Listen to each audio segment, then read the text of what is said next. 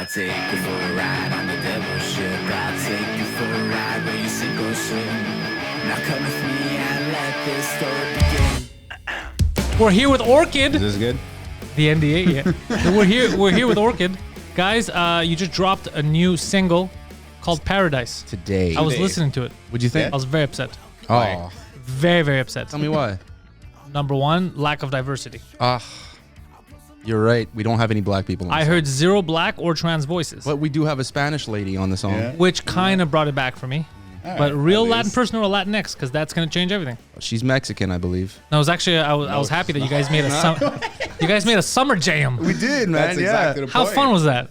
So fun. And probably a song. We tore our hair out on this song more than any other track we've ever done. Like, you weren't happy with it? Lyrically, we went back and forth for a long time. You want to tell that story? Yeah, no, lyrically, at one point we realized it sounds a little rapey. Okay, well, we didn't realize this. Somebody pointed it out to us. And Well, it did open up with, do you mind getting raped? So that was a hard I mean, open. we scream rape at the top of our lungs. Wait, what were the original lyrics about? It's kind of aggressive, the lyrics. It wasn't that it's just aggressive. like- It was just, it could be misconstrued in the world that Yeah. we are today that it was rape. I think it was, I can't remember. I can't remember it either, to be honest. Anyway, it was just about like, There was no consent. yeah. I see it. I will take it.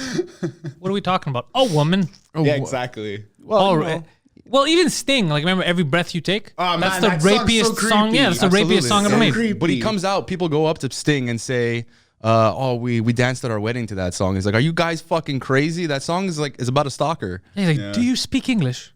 Because that's not what you should be playing at your fucking wedding. It Absolutely is a not. fucking creepy song. It's I'll be watching you. meant to Every be. breath you Sting take. is yeah. creepy though. Sting is creepy. Sting Look is, at him. but also that's just how songs sometimes translate. You know what I mean? If you break it down, but it sounds fun. A lot of songs are like that. So you guys, it was really rough in the beginning, and then you said, okay, let's tone it down because it sounds weird. It wasn't rough. It was just The lyrics just seemed that way. even just writing the lyrics about it. It didn't come as quickly to you, Yeah. from what I remember. And we were working on it together, and even melodies. We kept changing melodies back and forth over the course of it. Pre-chorus. I was actually telling somebody about that today because he was telling me how the pre-chorus and the chorus kind of sound a bit similar. I was like, dude, don't talk to me about that fucking Yeah, pre-chorus. we went back I was and getting forth, like PTSD from it. Like we recorded that pre-chorus, I think, like 3 times. Yeah. Why? Because we didn't like it. We had one version of it, and we listened to it. And then what happened was the curfew hit, so we couldn't go to the studio anymore. And there's about more to the that. curfew. Yeah, there's more to that. So we couldn't go to the studio anymore, and we stopped listening to the track while we worked on other music. And then when we're like, there's a curfew still, but we can at least work on the weekends now. When we went back to the studio, we listened to the track again, and we're like, this pre-chorus sucks. Oh, fuck. And so we were like, what the fuck are we gonna do? We thought it was really good. We worked Was there too much consent in the pre-chorus? lyrically, it wasn't the a issue. bit too It much. That was the problem. It was melody wise that we just didn't like it anymore. And when we worked with Kevin Jardine, the producer, and he's like, "Are you guys sure? Because I think the pre-chorus is fine." And I'm like, "No, we're really just not feeling it anymore." You're fired, Kevin. So we have video of us working in the studio. Honestly, I think it's literally that's why he was saying that, because he just didn't feel like working on it anymore. It's like, guys, fuck off. Yeah, And then we had to redo it again a third time for the lyrics because one of his friends is like, "It's good, I like it. It's a little rapey."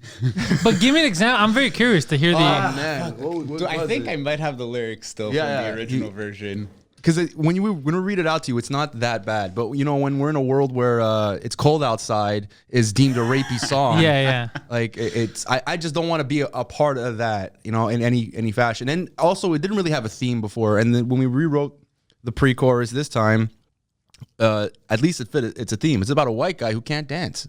Oh, that's it. Literally, that's it's the about entire how song. white we are. Yeah, That's what the Absolutely. song's about now. That's fucking hilarious. yeah. Hey, baby, if you take me by the hand, you could save me.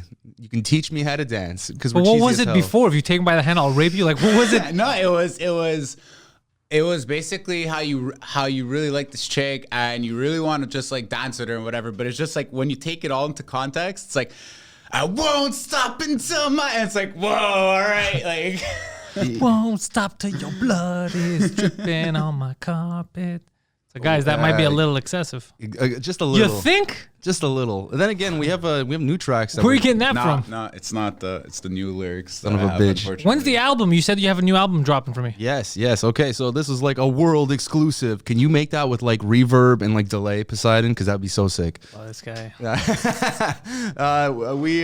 We're releasing a track next month for the first single off of our latest EP.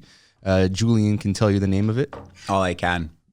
That's the name of the track. I was about to say, just fucking stop playing games with me. Okay, fine. I'll fucking stop playing games. And then the EP's coming out end of August. We don't have a date yet. We're still finalizing some last things, but 4 songs, and it's going to be called the Darkest Side of Truth. Okay, I like that. Yeah. So and what can we expect from that type of shit album? Pure garbage. I mean, style-wise, is it going to be like Critically Ashamed? Is it going to be closer to Paradise? Like, what's it? Absolutely, completely different. Oh, really? Yeah, it has a rock bass, and we have electric drums on this one. And yeah, it's kind of different. We're going once again in another vein. It's the vein that we've been trying to do for a while. There's more guitar playing in it than ever before, but not very crunchy guitar. It's more leads.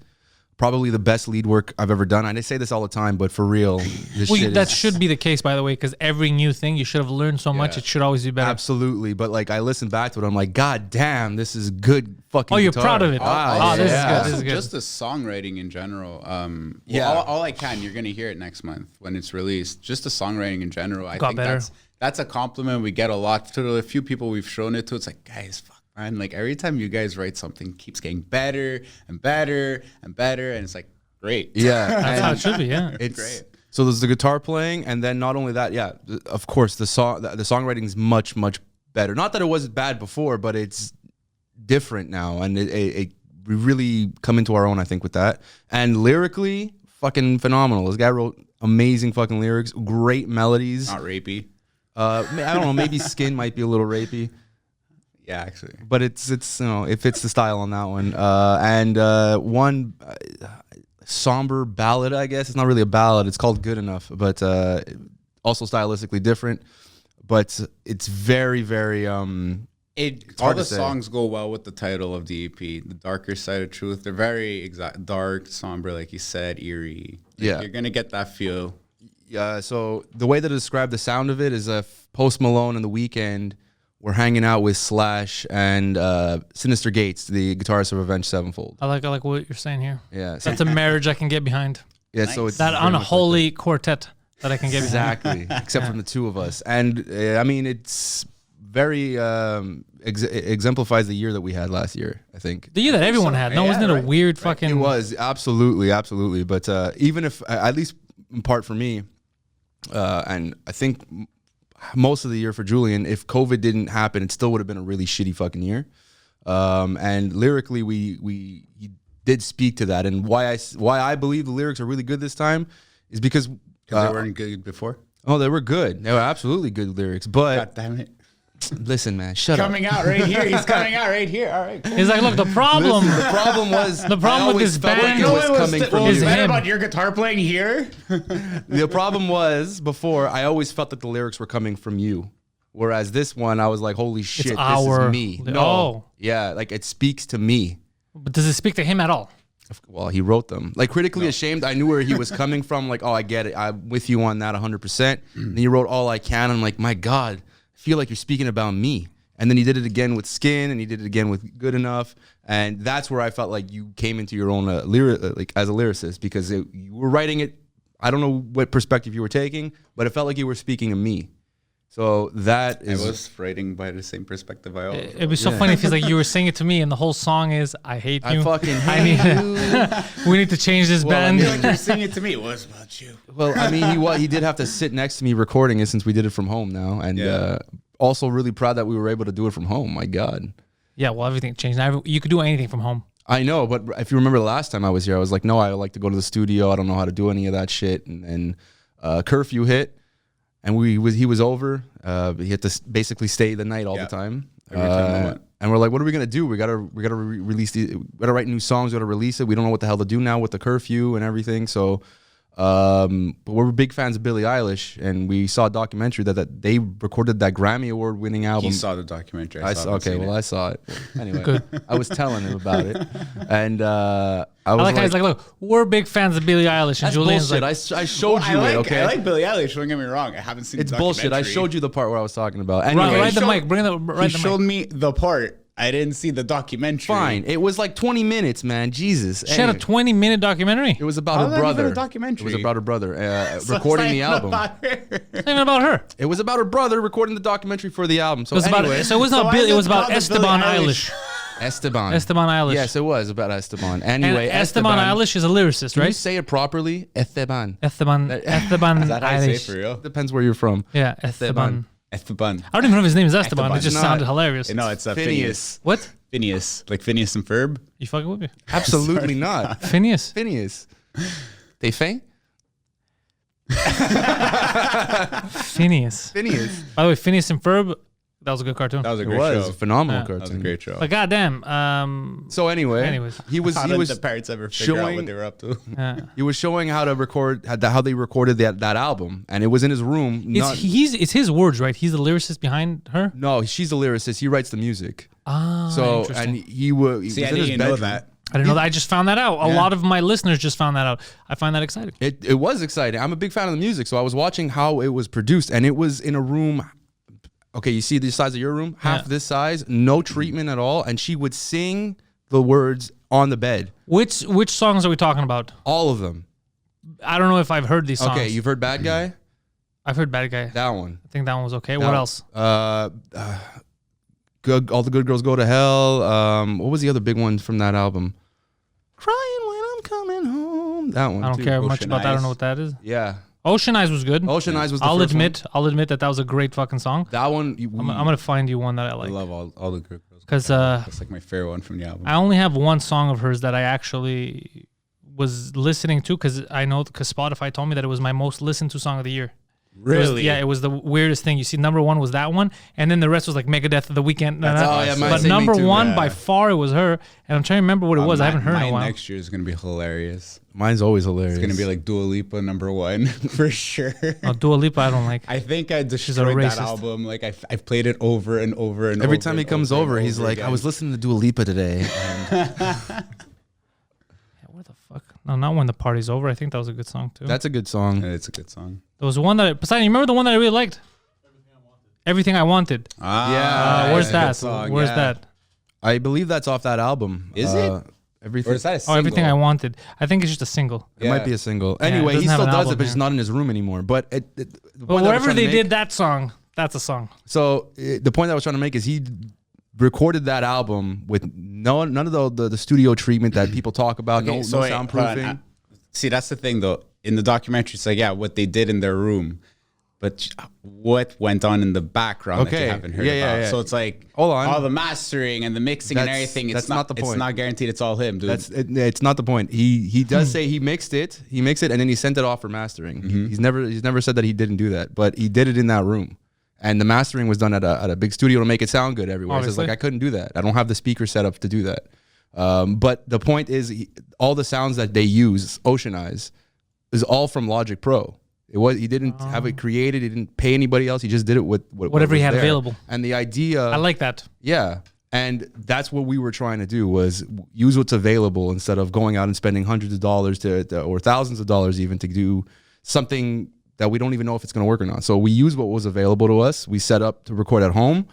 And that's what we did with these new songs. And they're honestly, the fact that we were able to, the fact that we had that space to do that, I think made the songs even better because we were able to hear it back and hear it live. You press record, you press play. I don't like this. Let's redo this. Like on the spot, which was not something that we had been able to do before. no, we never had the experience in that ever. I mean, that's not a simple thing to do either. Because you told me last time you were here that you're used to giving it away and letting someone who knows what they're doing master, mix, all that. Cause it's a whole different ballgame. Yeah, the mixing I'm still working on, but we did send off the songs for mixing because it's. You have to, yeah. You want the songs to be good, yeah. But actually laying it down and trying out different sounds and stuff like that, like that was like we could just keep layering forever and seeing what we can get, and even vocally, trying out different things just because we weren't on studio time. Oh my god, that was such a bitch. All right, what was happening? So we are able to take as many takes as we want now. But the thing is, at least with a producer there, it's like he kind of guides you to where you got to get to. Whereas you have two idiots now in a room where it's like, Yeah, now it's just two kids basically yeah, with it's no like, rules. We think this is where we want to get it to, but how do we get it there? And it's just like we're just taking take after take after take after take after take after take after, and it gets annoying and Yeah, you wrong need a and- producer to be like, no, you do this. This isn't working, right? Yeah. Well, We're we like, do what kinda are- do what that, are the but- right harmonies to put here? And it's like we could spend 3 hours just on figuring out the harmonies. Yeah, Whereas to a but- producer is like in 5 minutes you'll be like, well, we could try these ones or these ones. Oh, we found it. You know? But that trial and error that we had did lead us to very cool things that we wouldn't have had otherwise. Definitely 100% agree with that. Well, there's a producer a famous one that I think might be available. Hasn't had a good year. What's his name? Poseidon? Kanye West. Oh yeah. And he hasn't had. I believe he's in the midst of a divorce. We And spoke. he's walking around with full face masks. We spoke, Yeah. and nah, man, he's not doing too well. Oh shit! I called him. I told him who I think he should date, and he started yelling that I don't What'd you have the tell him? answers. He said, "You don't have the answers, Pantelis. You don't have the answers." Motherfucker, who'd you tell him to date then? I told him to stay away from Hollywood. I said, "You got to date a country girl." Hollywood's I a can see him girl. in a country Yeah. girl. I could see him with that too. Yeah. Yeah, these Hollywood people are too, because he's already very eccentric, right? You need someone to balance you, bring you down to earth. You can't have another crazy person with you. That's two crazies, right? It's absolutely true. Yeah. That's true. Right? Well, a normal person hanging out with a crazy person—that's just No, that works. They bring you down. They have fun with you because you bring them a little You up. gotta bring find me but they down, someone. bro. You they gotta find someone to you're crazy. Yeah, they balance. Yeah, By yeah. bring you down, I don't mean like emotional. I just mean it balances you out because then you see another perspective of the calm one. Like, I'm gonna do this and this and this, and like, well, that's so. Let me ask calm you: down. This is a little crazy, and then you're like, oh, is that crazy? It's like, yeah, that's completely who's insane. the crazy one in your relationship? Oh, it's me, Absolutely. of course. As long as you know it. Yeah. As That's long why I as need you a know calm it. girl to fucking calm me down. Obviously, could you imagine me with someone like me exactly? No, it wouldn't work. That would be You guys be a disaster. super Yeah. couple. No. Oh. I totally, they absolutely would be. A And super are you couple. single? Yeah, I am. But like, I had a calm girl before. But it depends. Calm. Yeah, they have to. I get your craziness, but yeah, you have to balance it out. You can't. Absolutely. Yeah. Two wrongs never make a right. Yeah. That's what Hitler said. You and Poseidon though are pretty crazy. You and Poseidon together, are too crazy. Yeah, but we're not dating. Oh no, but you have a relationship. We have a relationship, yeah. But it's think- mostly, it consists of me yelling at him.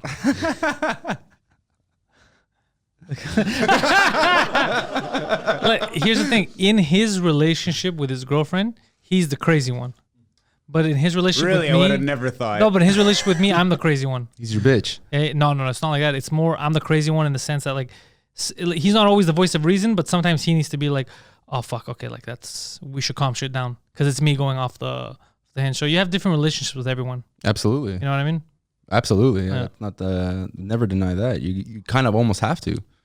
But he used to be the crazier one, and then he started to calm down, realizing like I was the calm one, and then trying to bring him It's kind down. of like our relationship. And then now he got dragged down. Now he's trying to be more of a normal human being. So then I look crazier, and I'm the one always like, "What the fuck?" No, this and that. You know what I mean? Sorry, what'd you say? My mic is on. Yeah, mic's on now. Yeah. It is odd, but it's just like we'll figure it out. Yeah, Why don't you Yeah, separate you're the like screen? Lemmy. You're like Lemmy, dude. because I didn't think I was gonna talk, so I put them together to work. Hey, yeah. There you go. Why didn't you think you're gonna talk? Oh no, because I told him, don't talk to the guests. Don't look at them in the eyes. Oh, okay, understandable. That's why he looks like Wilson now. I get it. Hey, he's just What was I gonna say? Oh yeah, it was also my environment. Remember we spoke about this. Every time I was going home, That's work it. home, it was always craziness. yeah. He was always stressed out, Yeah. right? So he would always explode. Is it you? No, before me, before even meeting me. So Yeah. he would go the extra. He would be super eccentric. He can't just buy a normal jacket. He has to buy a jacket with leopard print and a guy masturbating on it, like just the weirdest things, just because he needed to be that level of extra, right? Whereas then I would calm down, like, what are you doing? You're wasting your money, you're wasting your time, you're wasting your energy, like, you know. And then I would bring him down. But then now that he's trying to be a normal human being, I'm still in the thick of it. Now I'm the crazier one because I'm the one running around going crazy. But what the fuck's going on here? And him, he's like, calm down, bro. Like, you know, so we shifted. That's amazing. I That's love actually hearing that. crazy. Absolutely. Ah, but it's gonna shift again. You know how it is. It's, Yeah. One bad week and he's off the fucking rails. yeah. I'm It doesn't yelling- take much to derail him. I'm I've heard on yelling the at gym intellectuals. managers. Yeah, Yeah, exactly. The gym manager story. I thought that was hilarious I didn't hear this story. Yeah, he almost got arrested. Yeah.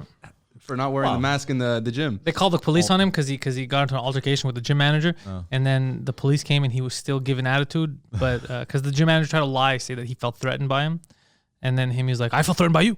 I felt threatened by you because I matter. I want to breathe. I can't breathe with the mask on. Like so, and then the cop's like, okay, we're leaving. But I love how he's like, I feel threatened by you. I know. That whole story was phenomenal. I actually am a big fan of the Intellectuals. Watch it all the time. Dude, underrated show, I find. is. People don't give it the respect it deserves. I had the last episode we did with them, I laughed so hard. I was meant to watch it last every night. episode. Seriously, Oh, it's dude, a I was funny laughing. show. I haven't laughed that hard on the Intellectual in a long time, but for some, me and Guido just went off at one. We spent the last 10 minutes of the episode, 10 or 15 minutes, just saying lines from Home Alone, but with fake Italian accents. Oh, nice. Was And- it your in your British accent? Normally it was, but this one I was trying. I was like, I made my parents disappear, and we just kept. And it was because we were making fun of how he looked now that he shaved. He looks like we said like if Home Alone was recast, but for Italians, he's the Italian Buzz. You know, he's Buzzino, and we just went off, and he was just like trying to continue the episode. Like, okay, so next, and as soon as he would start, another line would jump on, like down to the hall and to the left. You know, from Home Alone 2, yeah. Donald Trump. So all that, and me and Guido are just dying, and him, he's like face down. He's like, sons of bitches. I think the most real moment of sincerity that I saw in the Intellectuals, not that it's insincere, but mostly the most real moment was when you were talking about his mother and that Ricky Martin. Yeah. And he started freaking out. He's like, oh my God. Oh my God. Don't remind me I of never that. realized. I never realized. I'm sorry, man. Just the way you were like, don't you dare. He like he was gonna cry. He's like, my mom doesn't do that kind of. And then he's like, I think my mom did that kind of stuff. It was That's the realization funniest- when you were saying it. It was amazing. So I got hats off. Hilarious show, guys. Very good underrated show. Keep going. Yeah, we're gonna keep pushing. I made a trailer this week for it, and I felt that hyped people up more. Yeah, we got to do more trailers ourselves. Yeah, we do. Yeah. Well, you guys, you have it's different for songs to have trailers. You have like little snippets, I guess. Yeah. But you don't want to give away too much either. You want people to enjoy the fucking song. That's why it's Like even for when we were hyping this song up, I found he put too much in that little snippet that we put on Instagram. I was like, put the intro.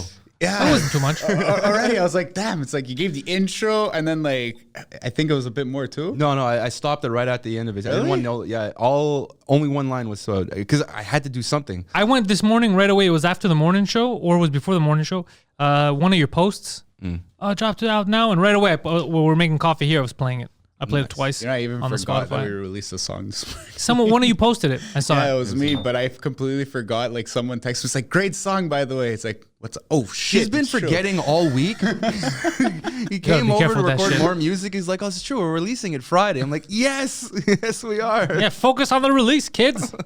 Oh man, but what'd you guys think? I don't think he wasn't paying attention. Because he was late. He had 5 minutes to set up for the morning show, so he was like scrambling. So that's why I came to make coffee.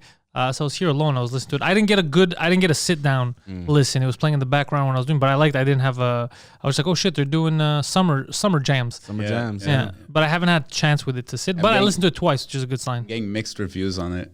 It was. Is it weird for people to hear you guys like? Yeah. That's all it is. But that Yeah. people get used to. I have no worries. If people don't like it because it's a stylistic change, well, get But used to the it. whole point of your band is to do whatever the fuck you want. The whole yeah. point of it was one song and another song could be completely different in styles, melodies. Like it feels like it's a different band altogether. That's the whole point. You guys want to experiment. Yeah, we want Yeah. to show off our the stuff that we Range. like to hear. Yeah. So for me, it fits right into how you describe the band and what I like about it. As long as there's like a rock root in there, the rest is just Yeah. open season, basically. But dude, I like Critically Ashamed. I really like, but it was completely different and much lighter than the stuff that was dark that you were doing right before that. It's this guy. They're That was both on me. no, but they're both good. They're all good songs. Yeah. You know what I mean? And I prefer that it doesn't sound the same. Yeah. Like there's a surprise Keep it, element. yeah, you keep it fresh. You keep Yeah. it new. You keep it. It's not like AC/DC, where don't get me wrong, I love AC/DC, but you know what to expect every Yeah, you know what to album. expect. Well, it's funny because when I was younger, it used to bother me when they were different. So like Metallica, when Saint Anger came out, Stanger. I still don't like that album. it's to be garbage. honest. I've been It's listening to complete it this garbage. week. I was a kid and I was in high school and I was furious. I was like, what is this horse shit? I really didn't like it. It felt weird, but in retrospect, they were just experimenting. They were trying different stuff. Metallica has always experimented on every album. I think up until the Black album, it's felt like Metallica. Obviously, it wasn't the same as thrashy as Kill 'Em All, but that's it, but it still felt like Metallica. And then, like, what was it Load and Reload felt a little off, but it still felt like Metallica. See, and those then weren't Saint bad Anger, albums. those weren't bad albums, Yeah, but they were Load different, and so people Reload took were them good. Yeah. weirdly. I don't like them. But That Saint I Anger understand. felt like it was another band trying to be Metallica, but playing other music. That's how it felt to me. They were in the throes of some major shit. Yeah, at we saw the time. documentary. Yeah. Saint Anger, I would use that for toilet paper. Like seriously, it's There's some good moments in there. I've learned to appreciate it as I got a little older. I didn't like it at all for a long time, and I tried, like, every couple of years I would listen to it and see, like, do I still not like this? And I'd be like, yep, shit. And then How did it go again? Saint Anger round my neck. yeah, like lyrically it was stupid. Yeah. I absolutely agree with that. But like, if you take out the horse shit production that they wanted, there was a lot of aggression there. No, I literally just think the songs weren't that strong because, dude, we're talking about Metallica, right? Yeah, me too. These It was my favorite songwriters. band. I used to Very have them long. on such a If fucking we're talking pedestal. about some mediocre butt fuck nowhere band, yeah, good album. But this is Metallica. Like, you're expecting Metallica quality stuff. Oh, yeah. Songwriting wise, I'm not talking about the production because the production, yeah. I just think it was We a won't little even go long. there. But most, if they had like regular, like, I guess, Black Album song links, the songwriting I think could have been there. They were if it was just- tighter. Yeah, that's Yeah, what I but think. that's what, when you see the documentary, you see that it got more experimental. They just wanted to play longer, do different things. So it's funny because knowing that context, it makes me more okay with it, understanding that they knew it was going to be different and something like, let's just fuck around a bit. But there was the other one that came after, Death Magnetic. Death Magnetic, which a good album. that I think was underrated because people were so pissed at Saint Anger. They're like, they can't be Metallica again. But I remember Death Magnetic. I remember listening and I was like, this is actually a good album. There's That's a a good few album. very, Yeah. very good songs on that. No, those awesome album. That also suffered from production issues though. What was going on? Not with it? as bad. It was mastered way too loud. It was always clippy. That it was. Oh, yes, that's yes, yeah. I remember that. And I remember nothing that, that they can do about it. I never noticed that until so I have those AirPods when I run. I got them as a gift. I'm not gonna talk shit about AirPods. If you want to buy I them, have buy them them. already. Don't worry about But it. I feel like it's expensive Oh, well, I for, guess for I'm not what it getting is. them. I mean, it's expensive for what it is. Like if someone hadn't Absolutely. given them as a gift, it was Steven Crowder gave me them as a gift 2 years ago for Really? Christmas. Yeah, it was like, Really? yeah, he sent it to me as a Christmas gift. Damn. And then I go, fuck guys, like don't get me that. I told him it's an expensive gift. He goes, nah, don't fucking worry about it. Just enjoy them. And then I started working out more as an excuse to use them. Because like, when the fuck am I going to use them? I'm in the car, right? So now when I run and stuff, I wear them to listen. And I thought it was the headphones, but there's some songs on Spotify. I guess they're not mastered properly. And it fucking clips. Yeah. And then I realized it's the song. I'm like, these are But professional. that's weird because Spotify remasters songs for you. But they when you remaster post on it. the master. So if it's already, or if it's clipped in the mix, it's Yeah, too well, late. and I thought it was the headphones a long time. And then I realized, wait, no. It's specific songs. And I don't have to have them at max volume. It still sounds like that. I'm like, oh, fuck. So it's possible for people to just fuck up the mix. Oh yeah, yeah, absolutely. Well, there's definitely. been a loudness war for like since the late '80s. It's kind of tapered off in the last 5 years or so, but you still have people who are trying to make it as loud as possible because of the when you listen. If you have two tracks, let's just say that they're identical tracks, and you have one that's louder, the people will always pick the one that's louder to say it's better. Why? I don't know, some cognitive bias that we have where if it's louder, we perceive it to be better. And when you're on a radio and you're fighting for airplay, the one that's louder is gonna come out as like, oh, I like that song more. What I do know about podcasts, though, is for the audio, having it too low is a problem. Yeah.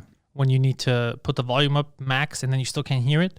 So we make sure that our stuff is mixed properly, loud. It's just if somebody's far talking, people get pissed. Or when I had that flat Earth guy, people got mad. They go, "Why is the host? Why his ego? He's putting himself louder than the guy." But it's because he wasn't in studio. He was through the internet, and I actually had him louder than me, maxed out. But the problem was he Bad wasn't always episode, speaking into the man. mic. Yeah, because he kept doing this, like, so the fucking flat. So there's nothing I could do about that. You know what I mean? I maxed him out here. If his scenario, it's coming through the internet, it's completely different. Like, what do you want me to do?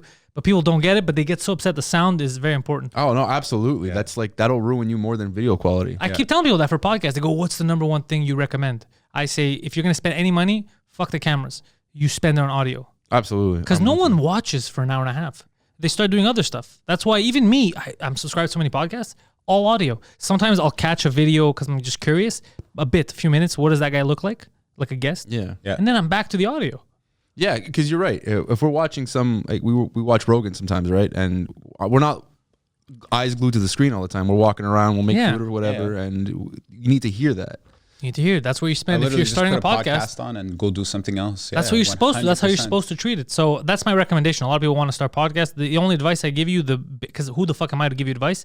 Focus on audio first. Oh yeah, Audio first. I'm with you on that one. I mean, who the fuck are we to give advice? We're just some idiots. Yeah, but you guys at least work in audio your whole life. Like this is something you're passionate about. You know what I mean? Oh yeah, but we sometimes we're like, I don't like this. I like it. I don't like this mix here. Like going back and forth on mixes. Most of the time we agree, like 99% of the time. But there's that one thing where it sticks out to him, but not to me. And that's the art of mixing. There is no proper way. It's just what you want to hear in your head, and that's what you're trying to convey to the guy mixing it. Can I make a recommendation? No. Okay. Because we didn't like I connected you with Jess Abram. Yeah. Yeah. I don't know if you guys spoke with her. No. Well, you were in that chat. Oh yeah. I thought you guys started your own. I thought you guys started your own chat after. No. She left me on scene. Oh shit. Yeah. She does that a lot though, but it's because she gets busy. She's busy. Because I still think that would be a good collab. I think Like so. her melodic voice and you guys rocking. You know what else I think? I gotta hook you guys up with some local gangster rappers. Oh, absolutely. That'd be man. cool. Like imagine Poseidon. Imagine a song with them and Cliff. I thought of the same person. Yeah. Yo, hook us up. We're down. Yeah, we were yeah, actually looking for a rapper for Paradise. Yeah. We Oh were. shit! You should have told me. But we ended up just settling on a Latin singer, which honestly, I'm actually kind of happy we did. Yeah, me too. Me too. Because actually, Kevin was saying, like, you guys want a rapper on this song? We're like, yeah. And they're like, why? It'll work. So I was watching a thing about the '90s, and it was showing Aerosmith with Run DMC. Yeah. Yeah. And including Run DMC and Aerosmith in the beginning, when people were suggesting, they're like, "Get the fuck out of here, that hillbilly shit." And then Aerosmith was like, "Fuck out of here, this rap shit. We're not doing that." And then it was such a beautiful little mix. Yeah. No, it works really well. Plus, we like rap, so Yeah. we're always if it's to work with another guy, yeah, we'll write a song specifically for that. Yeah, as long as they're good, right? Yeah. There's good music and bad music. That's it. We're gonna talk about enjoy this it? after the show. We're gonna hook you guys up. Down. Yeah, Cool. it's gonna be. I think it's gonna make a good song. I think so too. Well, I mean, we haven't written anything bad so far. I don't think. As at least we think so. No, because he's very Poseidon. I guess in my opinion might be biased, but I think he's a fucking I think he's underrated, great fucking rapper. No, Very underrated. Yeah. I think if he was in Montreal, he'd be getting way more traction. Why, where's think- he yeah. from? Yeah. Where's he from? Here, Park X. If he wasn't from Montreal, Oh, he'd be- was Yeah, if he Lord wasn't, was I think from he'd be Montreal. getting way more love. I think Okay. that for most of the artists. Well, no, okay. Most we of the live artists it. I like around Yeah, here, but I that's think just if they were Montreal. anywhere else, they would be. It is just That's Montreal. from Montreal. Yeah. We Fuck suck. Shome. Just all I'm gonna say. Just fuck everybody in Anglophone media because I personally think the city has a lot of talent, a lot of awesome talent. We do. With the exception of the people who run fucking media, who are talentless at finding talent. Well, I'll tell you one thing about what you said about fuck Anglo media. I can tell you from personal experience, the adoption that the French community did towards me, Yeah. unbelievable. That's like a part of like my thought process was like I know that you're doing much better, I guess, for lack of a better explanation, for in the francophone community than the anglophone one. Yeah. Or at least you seem to have more of a bigger fan base or a what's the word I'm looking for here? Like They're way more rabid dedicated. fan base. Yeah, rabid, yeah. Yeah, rabid fan base on the francophone side. Whereas on the anglophone side, like we don't promote our own. Which is crazy because it's local. I have more and better English fans, let's say, in New York or in Philly than I would in Montreal. Montreal, we have our core, but then after that, it's harder to gain. It's the weirdest fucking like thing. if you take like the American, the US buy American type of stance, they really do feel that. Whereas Yeah. in Montreal, we don't have that. We only really have, well, you're a shitty local band. Even for the Yeah. radio stations, they will play shitty bands from the rest of Canada. If Metallica was here, they would have never made Never it. made it. Never. Absolutely never made Yeah. it. And it's how I feel. The people who are running or selecting or looking for these artists just automatically dismiss them because they're from here. They do. That's why I did everything myself. Which is so weird because you would expect them to promote our own, right? I think these stations should have at least once per hour you play a Montreal band. I agree with you. Montreal artist, I agree with you but they'll because never do that everyone 'cause else they're does that. Like assholes. New York promotes their own stuff. They're proud of themselves. Toronto does the same thing. It's just Yeah. here that we're weird about we that. play more Toronto bands here than we do Montreal bands. Yeah. And it's Explain not that for a one to lack me. of good bands because we have good bands here. Yeah. Yeah, we have a lot of shit ones too. We have a lot of shit ones, But of every course. scene has a lot of shit Yeah. ones. Every single scene has a lot of shit ones. You're gonna find them everywhere you go. But know we have a what? lot of talent here in Montreal. I we also do. think But that's why that's why I started doing everything myself. I said, okay, if I'm right, it's sustainable. I'll continue, even though it's super difficult. Like the road I took, I can't see myself going back in time and redoing all this again, knowing how long it takes and all that. Yeah, for sure. I can't It's see it. yeah. Last time we were talking about that. Last time I was here, and I was thinking about like cost wise and everything. But even just like getting in the door, like networking, it's at least it's a little bit more difficult now than it was 10 years ago.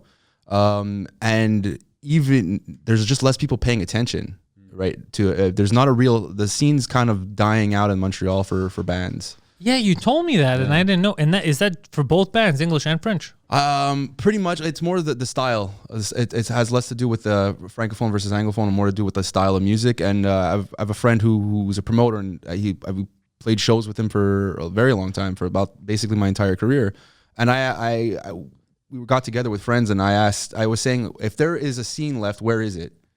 And why am I the youngest person in this crew? And I speaking with him, I was like, where is it? Where are the shows at now? And he was going through the motions. He's like, well, they still kind of put shows on, and we do have a few other productions that do have bands and shows. But it's minute. It's mostly bands coming into the city, and then will find an opener. But just of a local scene, there really isn't that much. And I straight up said, where are the young kids? Where are they? Where are don't they say that going? in public. It sounds weird out of True, context. Yeah. Sir, I'm here for the children. Where are the young kids? Where are they? the young kids Yeah. at? Because I think This is a Canadian Tire, dude. Like, why would there be kids here? when I first met him, he was like 17. young kid, yeah. He was a young kid, and And you were already playing by yourself? No, I was yeah, with he was another jacking band. it, dude. You were with another band? But like young another band. kids? Yeah, young kids. Yeah, You know, I was in a everything band he once. wanted. I was in a band once. Oh yeah, Yeah, What was with it called? Really? What did you play? I was in the drums. Nice. Yeah, we did like 1 or 2 band meetings, trials, and then they realized I can't play the drums, and I was promptly fired. You do look like the drummer from I was with one of your boys who was, I think, then you guys started the first band that I knew you in. What was the first one? were they Snakeskin Whiskey. Was it Snakeskin That's your Whiskey? first Tommy. band? Tommy, yeah. was a drummer though. Yeah, I think that's what happened. I don't remember what the fuck, but I remember meeting him first. Was it him that we were telemarketing together? I was young. And then we went and... I won't speak ill of the man, but I don't think he had the capability to telemarket. Well, I think it was him. Or his buddy that was with us was a telemarketer, but that's I think where I met that's him. what it was, yeah. That's where I met him, and I was obviously trash. They said, "Can you do anything?" I go, "I don't know, maybe I can play the drums," but I meant it like. Was this whatever. with Caracan? No, he wasn't in it. It was everybody that was in it were guys that I didn't grow up with. I think I had met them through like working, like 14, 15 years old, however old I was. And I remember going, I think we paid to rent like that drum studio in front of Park Metro. Yes, I've been there. And then they're like, yeah, I don't think you understand anything about drumming. And I was like, this is the first time I've done this in my life. I still don't understand anything about singing. Like, But it's just, so then they're like, yeah, this isn't going to work. I go, well, I can't disagree. But he became like an awesome drummer, him. Tommy was a phenomenal drummer. Yeah. Oh my god, yeah. He I think it was him that was with us because that's where I think I met him, or I met him through someone else. But this guy became fucking very good at drumming. Tommy was a phenomenal drummer. Just was a fry short of a Happy Meal, I think. What happened? He changed. I have Because no when I idea. remember, he was a calm, nice kid. Well, he's always a calm, nice kid. But the band kicked me out right after that, so he kind of took on the side of their side, whether he knew it or not. He might have had his issue with me because I was trying to promote the band and like, hey guys, let's get a little bit of enthusiasm here. Like, we need to do this. And the tour was great that we were on. Like, And you guys had a good look and a good sound. yeah, it was developed at that point. But by the end of it, before we started the tour that we were on, it was really good. We were banded together. We were like brothers at that point. But by the end of the tour, 5 weeks of it, it didn't go as what we thought, I guess. And I was hanging out more with Crash Diet and Crucified Barber than I was with them, and they kind of had their own little trio, I guess, going, and it just communications broke down, and he had his own reasons for it. I'm not a guy who's just going to be a pushover and say yes to everything. I don't do that with him, and he doesn't do that with me. We discuss things and we make decisions together on what the best course of action is. But there is no one who puts really their foot down. If we don't agree on it, we're just not going to do it. Yeah. But in Snakeskin, Poseidon, do you agree with that? It doesn't matter.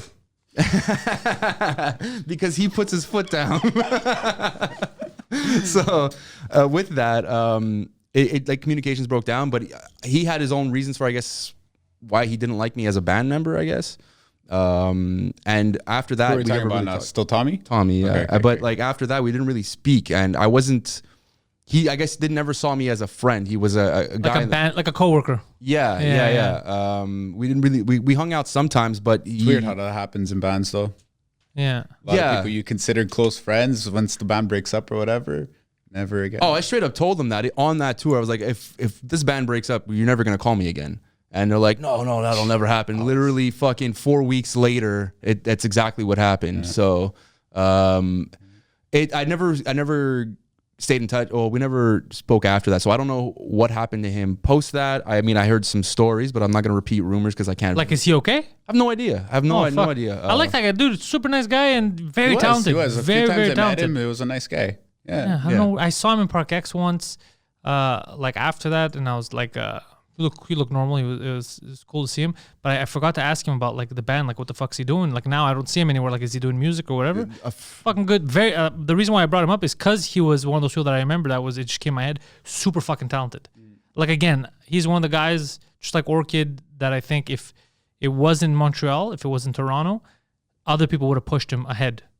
Yeah, no, he was one of those rare talented. I have a couple friends in Toronto who push me more over there than any of my friends here in Montreal. Yeah. We're very weird here. Absolutely, we're super, super weird. If you're like, oh, you're just a local band, like motherfucker, I've been. But everyone's local around, somewhere, man. Yeah, I've been. I'm not just a local act. I am known in other places too. But they pulled Dave Mustaine on you. They fired you unceremoniously. Yeah, very unceremoniously. Actually, they didn't. I found out because the Facebook page, I couldn't log into it anymore, and I'm the one who opened it up. That's so shitty. Oh, that's pretty funny. That's modern day shit. Yeah, and then you no longer have access to our Facebook page. Yeah, rock on, bro. Because I thought that I would delete everything. I don't know why people think I have this revenge streak to like I'm gonna make sure you're never known again. No, it's not do that everywhere. You, I think it's just everybody who thinks that. I remember a company I quit once. Like I resigned. Assumed the worst. Yeah. And I went in the next day like, oh, you gotta sign these papers, and you can't log in. I was like, well, dude. I quit. Why would I be mad and destroy shit? Yeah. I quit. You didn't fire me. You should be mad at me. Why would I be mad at you? I quit. Yeah, exactly. What are you talking about? Why would I try to hurt you? But like one band I got kicked out of, the fucking guy brings his football player cousin to like just make sure nothing goes down. What the hell? And the worst part is that's how I knew I was getting kicked out. I walk in, I see him there. I'm like, why is he here? And then after that, it's like, you're out, Julie. Okay. Yeah, I want to make sure you don't fuck with our shit. Motherfucker, man, I don't care that much to hurt you. That's crazy. But to their credit, they didn't, while I will say it was mostly a bitch move to do it that way. For sure, yeah. They didn't, they did respect my contributions. So they didn't, they recorded some of the songs that we had done previously, but the ones that I didn't write, all of 2, and they didn't, anything that I had contributed on, they didn't put out again. Oh, really? Yeah, some of the stuff that we wrote together, they did, and then they changed the parts that I had contributed for. Okay, so they were professional about it. Yeah, and they never publicly shamed me, or they just said like he was no longer in the band. We went our separate ways, but we love. Good luck to him. He did a lot for the band in that time. Behind closed doors, yeah, that was a lot of shit talk, but. I knew that was going to happen because it was unceremonious. It wasn't a good mutual like ending. We just come off of a tour and we all hated each other. Do you think it's because you guys spent too much time together? I think it was a few things. One of the reasons. Yeah, it was a few. Yeah, we spent too much time together on a bus that was very cramped. We spent a lot of fucking money, and they didn't have the same type of vitriol for going out and hanging out with people. And I had already been on forums and I had been promoting the band through my social media presence from before the tour. So nobody really knew who they were, but they did know me and they would come up to me. And then I was hanging out more and more with my heroes. You know, Crash Die are like were and still are people I looked up to as musicians. So I imagine being able to hang out with some of your heroes all the time, and they confide in you stuff that I get to do it all the time, once a week at least. Oh, with Mike, right? Yeah. So imagine doing that every day, and then you have a guitar player or a singer, Simon Cruz, sitting across from you, and he's just like, I don't get it, man. I don't understand why this new album is failing. I don't get it. The last one was everywhere. And I was like, as a fan, I'm like, well, do you want to hear what I have to say? He's like, yes, that's why I'm telling you. And I told him, I was like, I think the production, being able to have that conversation where I was being able to straight up say, like, I think the music's good. I just think the production shit. Did you mention lack of diversity? Oh, absolutely, yeah. Only Swedish people in your band? Come on. So I could see Poseidon's all covered, but I could see your tummy, and I saw you laughing. I love it. So having that was like, of course I'm gonna gravitate towards that. And they didn't really have the same type of relationship. It's like that scene in Get Him to the Greek. Yeah, African Child. That was a good movie. We love that movie. That's a great movie. So I gravitate, they wanted to include me. They would ask me if I wanted to go for breakfast, and I would always go. And they didn't really get that same type of feeling, which sowed some division. I also there was a relationship that I had with one of the girls in Crucified Barbara. Well, we were kind of just sleeping with each other for a little while. Oh, that's a really, yeah. So they did. We kind of had a thing. Yeah, we kind of had a thing, and the rest, my band didn't like it. Everybody else thought it was awesome. Her. They didn't hate her. They just thought I was shitting where I ate. But they weren't wrong though. They weren't wrong. Kind of, but it wasn't a big deal because the tour was gonna end and we were gonna go our separate ways. I'm just saying they're kind of right though. Let's call a horse a cheval. We were kind of. Right. If he would do it, I wouldn't care. Yeah. No, you wouldn't give a shit. It's not that people would care. It's that you open the door to fuckery. Like you're working together, and now you're sleeping together. One wrong thing happens. She sees you talking to someone. Anything happens. Yeah. Now the whole tour's fucked for everyone. Because you're bitching, she's it could. I guess context. I wouldn't care if it was him. I don't think if it was gonna cause a problem, I'd still stand by him. But that tour was so fucked. From Jump Street, everything was just everything. Wrong. Dude, the tour ended with their manager dying. Yeah. It was. There was nothing that By I the was. way, Gonna you're still wanted in Arizona for that homicide. Absolutely, specifically Arizona. Yeah. Oh fuck, that's funny. Yeah, not in a funny haha way, but a funny look at that way. Yeah. The tour was fucked to begin with. There was nothing that I was gonna personally. And what killed him? I forgot. He missed a step in London, hit his head, even though the guy was London that you're wanted. Yeah. Oh no. Was this London, Phoenix. Ontario? No. Because it sounds like a London, Ontario type of injury. London, what happened? I missed my step and died. Have you ever been to London, England? I have been. London, England. Wait, there's other ways to die. Yeah.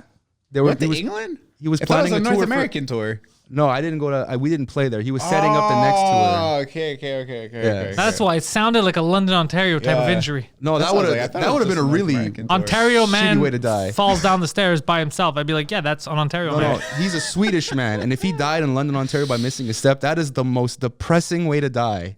You're planning a tour, you die in London, Ontario, and you're Swedish. I mean, you're Swedish and you die in London, England, still kind of depressing. Well, I mean, it's still London, right? It's got some prestige. Doesn't matter where you died, it's depressing. If a bunch of hooligans beat the shit out of him to death, I still think it's possible. Maybe that's more of an acceptable death. I think missing a step and he fell upwards? I have no idea. He won the last day of the tour. The band feels like a murder that they're hiding. You see, that's what we thought. Because the last day, we're all ready. We get up. All right, guys, the last day of the tour. We're going to have a big barbecue tonight. Let's have fun. Did he owe people money? Absolutely. Oh my God. It feels a little like I missed a step and died. That's like the women that go to work. You have to hit your head on something. Yeah, they have bruises in their eye. Like, what happened? Does your husband beat you? No, I fell down the stairs. And I kept just hitting fist-sized, steps every time I went down. Listen, it was sketchy as hell because they were trying to get in contact with him all day, and I saw the anger. He's like, he's not answering. And I'm not going to get into specifics of why they would be upset about that. But what was it like a phone call? The guy's like, yes, sorry, I have died. No, dude, I remember where I was. Because this guy might have faked his own death. That's what we were thinking for a while. We were like, he's not answering. We think he's skipping out, and because they were like, where is he? We need him to pay for the rest of the stuff and whatever. Yeah. And all day they were trying to get a hold I of see him. you even have to pay for stuff. Oh yeah, the bus was. I don't know, man. Okay, I know, dude. We were Sounds like suspicious. this. What's his name? Let's like Facebook him. I won't say his name. I won't say his name, but I will say He that does not like, want to speak ill of the dead, even if they're not really dead. Oh, you never know, man. You never know with these Swedes. I think Okay, it's still after we're suspicious as Instagramming hell. him. I think he's still suspicious as hell. But for I respect have for a his friend who's family really and his good at friends, I won't finding people. talk shit. Have you ever tried to Google him now? Maybe he's come up like. I feel, honestly, like after I'm really down to look for him. We can check it out after. But Yeah, like, imagine he's like, I don't know, his name is Zlatan Ibrahimovic. out of respect for him, He's I like, won't speak ill. this son of a bitch, he's still around. I see him. Out of respect for his family and friends, I won't speak ill. But what I will say is, he under the band's name, he owed a lot of money. That day, I remember I was on the bus and they're like freaking out. They're trying to call him, like, where the fuck is he? Where the fuck is he? I get off the bus, hanging out with the band. We're setting up and whatever. We come back and they're like, we think he died. And We think he died. that's and Suspicious. Someone, because they weren't speaking to any of us, but one of the merch girl on the tour with us, she said like, yeah, we think he's dead. And I'm like, what? That Wait, doesn't why make weren't they any sense. speaking with you? Because they were trying to figure, not that they were like, we don't want to talk to you guys, Okay. but they were discussing what was going on in Swedish, and we weren't going to interject. You and be don't like, speak what's going on? barbarian, yeah. Like, I picked up a little bit. No, I don't speak barbarian. Yeah. So look at this guy. All these lines I throw out is just so in the side of I could see from the side him giggling. That's the only reason I do it. I love it. Look He's at like, that. ha, ha, ha, ha. He's like a little bobbing head, like he's in a car. Yeah. He's like my illegitimate son. I was like, you stay in the corner, I will make you happy. He's like, okay, You Dad. have a car seat for him. You strap him in. I don't know why when he laughs, it makes me laugh. It's Puts just a funny. helmet on him Because every when time he he goes in the car. when he laughs, you could see such joy in his face. It's true. It It's brings true, true though. happiness to the room. He's Yeah. like- he lights up. He's His like, laugh is so "Ah!" contagious. Yeah, Oh, exactly. man, it's crazy. So I love that. That's why I do it, and then it helps. So I'll throw in. So he needs to be paying attention. Sometimes it doesn't like there's a podcast that we can never. The guy that we did it with doesn't want me to release it because he said too many controversial things. So I said it's fine. It's a French one. But I dropped some fucking hammers, bro. Hammers that people are never gonna get to see, and they were good. Damn. There, Well, Poseidon was dying back there. Poseidon? can we see it without it being released? Maybe. My Maybe right after. favorite- We still have it here. My favorite hammer was that. You know which one I'm talking MC. about? The Algerian Hammer. one. Yeah. That was good, but bro, the Pope one was the best. I missed that one. I think. But yeah, the Pope one is the one that you missed. That it took him a few seconds. He's like, wait, what did you just say? He's like, fuck, that's lethal. That means Yeah. he's just getting better and better at. In French, yeah. This was in French. Yeah, yeah. Oh wow, that's even Oh, more yeah, impressive. it's true. No. Well, we saw you. We saw you at your. Oh French yeah, you show. guys came to a fucking. That was, dude. I swear to God, your joke was killer, man. Which? the one about your dog. Oh wait, stop, because I gotta work on that. I'm gonna talk to you about something later. Yeah. I was gonna ask That because I was remember. a killer one. Oh, that was good. I remember you were talking about a joke you were working on, and like it's about a dog, and you keep throwing it to Poseidon to see how it works, and you know it could work, you just haven't figured it out yet. Yeah. That was the joke. That was the joke, yeah. Nice. But it took forever because when I was first doing it, like right before the pandemic, months before the pandemic, I was trying to, maybe almost a year, I was trying to make it work, and it just wouldn't work. And I was like, "Fuck, what's happening with this fucking joke?" That's the crazy thing about jokes. But it was one. Normally, you leave them if they don't work. But I knew, I'm like, no, this is a funny story. There has to be something more to it. Maybe I'm not giving enough of myself. Maybe I'm not giving enough information. Maybe it takes more. Maybe a build up. I don't know what the fuck it is. And then one day it just clicked, and it was about October 2020, I think. It started to work in English and in French. And I was like, oh shit, I think I found the key. And then work on it more and more. Then they shut everything down. So now coming back, I think that was the first time where I reset it again. And I was like, fuck, I hope I can make it work again. And it already started working. So now I got to make a couple of tweaks. I'm going to do it tonight in English. And then, but the big thing is in French because I have to do well in French for a reason that I can't discuss. I'll tell you after the cameras are off. Okay. And and that's why I'm working on that. But dude, it's such a good fucking joke. So what's going on with shows and everything comedy right now? Well, look, we're supposed to be a green zone as of next Monday, Yeah. if I understand correctly. I don't know what that means, though. These zones are all misleading. Just for Laughs is still going to go. It's still going to happen, Juste pour rire, but very different. I think Just for Laughs might not even do any real big shows. They're all going to be virtual. They're going to do virtual from here, LA, whatever, which kind of defeats the purpose of So a if we're in Montreal. a green zone, why can't we be playing shows then? This is what so the thing is, these are big corporations. They can't pivot easily. Yeah. You get Yeah, it? yeah. Like right now, if tomorrow you tell me Barack Obama wants me to interview him for the podcast, but he can't come here, I have to go to his hotel room. It's not going to take me long to disassemble everything and get a mobile studio to him, right? A corporation like Just for Laughs, you can't every day change the rules on them. Be like, you have these venues and you're allowed to have 250 people. And like, all right, fine. Next week, it might only be 150. Oh, actually, it might be 500. Yeah. They can't pivot. Like, yo, guys, you understand? There's sponsorships. There's rental fees. There's ticket sales. There's all kinds. You know, people like aware. Like, we're sending out bulletins. I can't tell someone buy a ticket, then he buys a ticket, but it's up to the government. They might slash it in half. Then who gets kicked out of the venue? Who doesn't? You can't turn the ship around. You can't like turn that. the ship around like that. So I get them. Because I spoke to them for something that I want to do this summer, and even they were. I go, why aren't you guys doing more shows? And they go, well, they just told us 2 weeks ago that we can have an outdoor small thing. Like, how fast do you think we could pivot? Yeah. And I understood them 100%. I go, I get that. I fucking, it makes sense. Absolutely, I definitely understand that. And the thing with the green zone is it's not completely open. It's just one level above zero. Yeah. So it's weird. And So where are we in the green zone? I don't know. It doesn't make any sense. What's open? Like everything's kind of Everything, open but, now. like, Till 2 a.m. I think capacity. bars are open till 2. Yeah. Capacity is still restricted. By the way, I've noticed. So I put, like, people stop wearing, like in my building, I'm very weirded out now because people used to always bitch if you're not wearing the mask, whatever. So I wear the mask. I want to make them feel safe. And then now I'm always the asshole. Like, I'm in the elevator, it stops someone, oh shit, someone's going to get on. So right away I put on the mask. They always come in, it's normally women, and they're not wearing the mask and they're staring at me. And then I'm wearing the mask, and I look like, I'm like, wait, no, I don't want to wear this fucking thing either. I put it on because I thought you'd get pissed, you know? Like, so then That literally happened to me on the way here. I had to gas up, and I always forget my mask. So I'm like walking. I was like, shit, I don't have a mask. I grabbed like a shirt in my car, just wrapped it around my face. This guy's just staring at me in line. You gonna like, rob me? You gonna rob me? yeah, the best is, so now I started, if I see them not wearing masks, then I take it off too. Oh yeah, absolutely. We walked in the building and we saw people walking around. I was like, I'm taking this off. Yeah. Like here too, I gotta wear the mask around because they get mad. Taking and the then, shirt off. Yeah, they get mad at us if we don't wear it, and then they're never wearing it. Yeah, It's only when they remember, like once a week they remember, they put it on, they're like, hey, put your mask on. It's like, you were literally not wearing it for a month, and I kept like, well, what's the rules here? But it's all dumb anyway. I agree. I absolutely agree. At this point, it seems to be theater, but It is a security theater. I don't mind because it gives me the opportunity to be more incognito in these streets. You feel me, dogs? Who you trying to scope out, man? No, I'm just saying. Like, that does not sound good, dude. I'll tell you, it's good because then nobody knows it's you, or at least they can't prove it's you. Yeah. Why do you want to be hidden like that, man? But you got to be hidden, bro. Are you don't- that famous? No, it's not for fame purposes. It's more like you don't want anybody to recognize you. You don't want to start conversations with strangers or people that you know a little bit. Fuck, I'll put my mask on. That has been glorious. Yeah, Like, bro. I put my people mask not- on, put my sunglasses. Yeah. If you don't know me well, maybe we knew each other in high school. You're not confident enough to talk to me because you're not sure if it's me for real. You have a get it? stance, man. You walk with a stance. I wouldn't know. I'd be able Yeah, to tell you it's could- you from a while. Yeah, some people know. Some people know from a distance. But in general, I've gotten out of conversations I don't want to have. Oh, And I've seen the I look hate of small talk. Yeah, so is it's that gotten him? me out of so much small talk. It's that.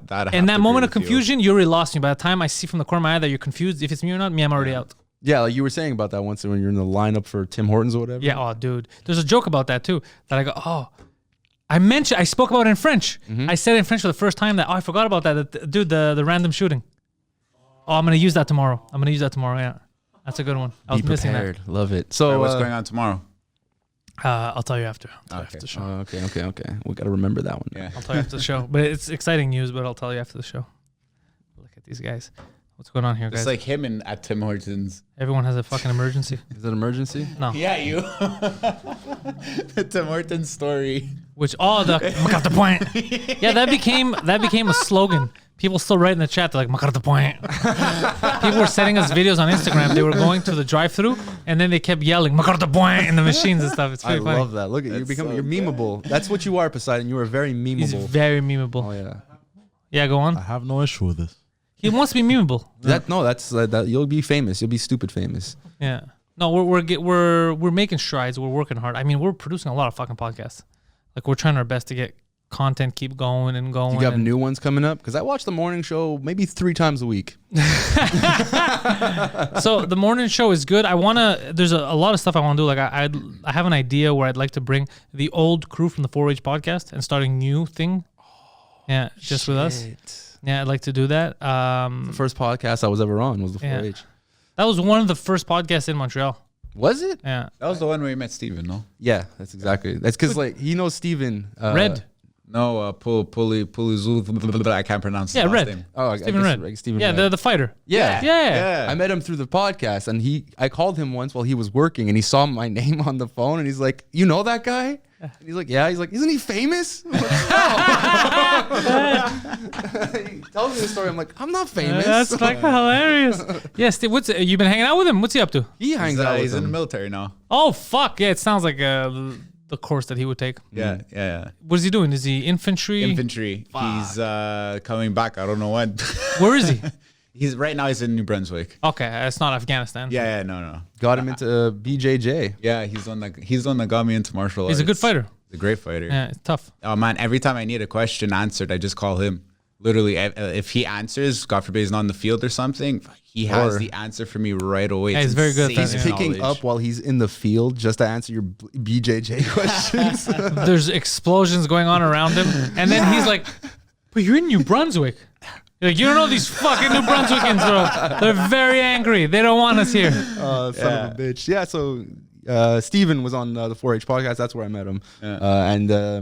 That was the first podcast I ever on. I got a little taste of it, and I love doing it. I love talking shit. Yeah, just talking. That's the beauty of this fucking art form. It is an art form, by the Yeah, way. absolutely. I'm not. I think anything you create out of your ass that means something to somebody is art. Yeah, that's exactly what it is. Yeah. Have you ever been to a museum? Yeah. Exactly. Yeah, some This stuff. shoe. Here's a Yeah, leaf. some stuff pisses me off. The museums. I'm like, come on, man. guys. Really? Absolutely, but like leaf on a toast. I'm like, who takes away anything from that? Canadian bread. Oh, motherfucker! You just No, but gave I it a hate- meaning now. That's funny. But yeah, it's just weird shit like that. Like you said, the shoe. Like you'll see, like this shoe was made in order Dude, I to did show that. people the emotions that go into walking too far. For you're like, I this did that- fist I is did gonna that go with in your fist. college, man. You created a shoe. No, I didn't create a shoe. But like we had to take a random picture and then like give it meaning and whatever. I took a picture of headphones on top of a shoe. Good. And then I was just like, when I had to explain it to it, I just shot from the hip. I was just like, yeah, so like it's basically like music's my comfort zone and shoes are comfortable and whatever. And everybody's like, Oh, Like, that's yeah, like, so oh, wow. I'm like, stupid. why you you should have been like, look, I you like to fucking- walk and think and listen to music. So Yeah. this is like just walking and listening to music. Perhaps in the future we'll have wireless headphones. Who knows? Who knows? Like it should have been something like that. A slow walk to death. Listening to music is you what could I say would take away from anything. that. You could just say yeah. anything and they'll be like, But that's I hate why that I kind of say shit. if Got me. anyone takes away from it, even without knowing the meaning of it, something, I think It's yes, good. It's good. Someone told me that, and I agree with them because I feel the same way about comedy. If there's comedy I don't like it's not for me, it doesn't make me laugh, but it makes people laugh and it makes them happy and it's not stolen, I have no problem with it. Yeah. I'm like, that's great because you're doing your job as a comedian. Absolutely. You know what I mean? You're getting someone to a piece of joy, even for a Yeah, moment. you're making someone happy. So what if it's not for me? Not everything has to be fucking me. That's stupid. So I'm all for that. I agree with you. Yeah. So I'm all for it. Create whatever you want, but don't just assign meaning to it. And if people don't understand it, Then you get mad. yeah, don't fucking get mad. Like that's You just don't get it, man. misunderstood. my art. Misunderstood. I need time to create my art. I'm like fuck you guys. You want to create your art? Give yourself an hour and make something. It's beyond your comprehension. Yeah, exactly. Oh, That I have pretentious friends, bullshit. comedian friends that piss me off about podcasting. I'm like, you're gonna start, and they ask all these questions. I try to get them set up, and like, no. When I start my podcast, I want it to be, and and I go, fuck, man, you're over analyzing, you're overthinking. Because what if the theme is that it's me, but it's not really me? And they're like, what are you saying? What are you saying? These are crazy things. This is a crazy person conversation. They're trying to create a persona on the spot. Yeah. It's me, but it's First of not all, really me. A podcast, I'll give you guys a lesson. If it's inauthentic, it's never going to work. Unless it's a show, like a radio play on purpose. But if you're trying to trick people into believing you're something you're not, and it's not a parody, I've you know what I been doing mean? that my whole life. It's not authentic. People won't. No, if it's not authentic, people don't. You know how it is. I know. With Yeah. podcast, no one's gonna listen. No, same of thing course with not. music. That's why nobody likes the fucking terrestrial radio or the news. They don't like the fake persona. Yeah. Hey guys, and all that shit. They don't like that stuff. People are tired of it. Oh, absolutely. No, We think, don't get me wrong, people are stupid, but they're not as stupid as we think they are. Yeah. Like they'll see right through that. They see right through that shit. They don't like it. through Oh, no, I know because absolutely. I don't like it. I know because Yeah. I'll get full to listen to something. I'm like, this is fucking phony shit. I think there are some things that we do like that are very, very curated, and they're just really good at curating it. Yeah. You watch MMA? Yeah. Okay, you know Colby Covington? Yeah. That's very curated, and a lot of people gravitate towards that. But you could kind of see moments Where it's fuckery. where it breaks. Yeah, where it's like you're trying He's a way too super hard. nice guy. But isn't that what Rogan said? And Chael Sonnen got mad at him once. Yeah. Yeah. Because he said it was an act. He said, no, that's not real. It's an act. And then Chael Sonnen got really pissed. But he's come out to say that he had to do that because he was getting cut when he was winning. Yeah. So I think for certain people that they're looking for that attitude, that edge. Yeah, and it's not something he had because they were going to cut him for not having that attitude. And then he curated it, but you could see him break when he misses his words. You know, when he's trying to say something to be outlandish or edgy, and he can't figure it out on the spot. Because it's not him. It's not him, but it has definitely given him what he wanted, which is like notoriety and fame. And people hate him, but they still pay to watch the damn fights, and he's still the #1 contender. So while I agree, I want authentic. Yeah, I know that for a lot of people, they can't even smell it. But even McGregor, some of it is just play. Oh, absolutely, 100%. They have to sell the fights. Yeah, even that's what happened with the whole Khabib fight. But that went down. That downreeled so fast. He's trying to hype up the fight and everything, but he took it personally. You don't fuck with people from that side of the world. But I will say, McGregor's, while he is playing it up, it is still who he is. He's just amplifying. Yeah, which is what you have to do. That's that's me stand up. Yeah, it's me with the volume turned up to 11. It's what any good persona is. Spinal Tap. Yeah, no, he doesn't know it. I told him it is the greatest. He hasn't seen it yet. It's great. It's the greatest documentary about heavy metal. He's gonna learn so much about heavy metal and the behind the scenes of that great band Spinal Tap. He hasn't heard "Lick My Love Pump." No, he's never heard anything. 11. Yeah, these ones got to 11. I hate that joke. You want to know why? Because I have an amp that I can't even get to 5. It's so loud. It's like, does it go to 11? No, it doesn't go to 5. Yeah.